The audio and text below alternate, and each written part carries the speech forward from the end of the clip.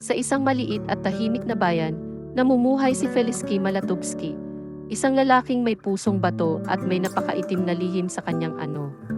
Siya ay isang mahusay na taga-timpla ng kape sa kanyang napakapugi at matipunong boss na si Don Harry na isang business tycoon. Maliban sa kanyang maitim na lihim sa kanyang ano, si Felisky Malatubsky ay mayroon ding natatagong bisyo na kung tawagin ay scatter na unti-unting kumakain sa kanyang buhay. Isang araw, dumating sa buhay ni Felisky si Catherine Biguain, isang badyaw na pulubi sa kalsada. Sa kanyang mga mata, natagpuan ni Felisky ang kahulugan ng tunay na pag-ibig.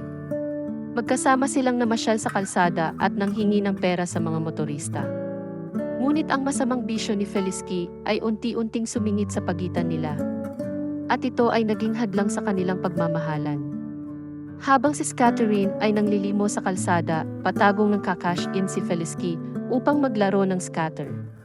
Hindi lamang iyon ang tanging hadlang dahil alam din ni Catherine ang maliit na sikreto ni Felisky.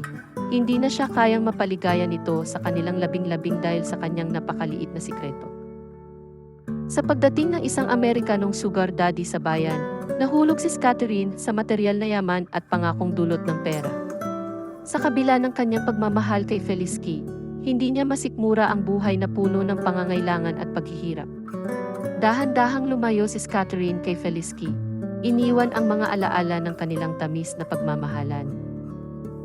Natagpuan ni Felisky ang kanyang sarili na nag-iisa, naguguluhan at puno ng pagsisisi.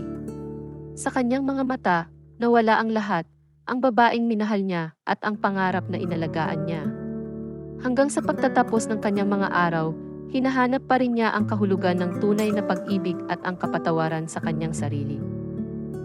Sa bawat gabi, naglalakad siya sa kalsada kung saan sila una naglakad ni Catherine, iniisip kung saan siya nagkamali at kung paano muling makakabangon.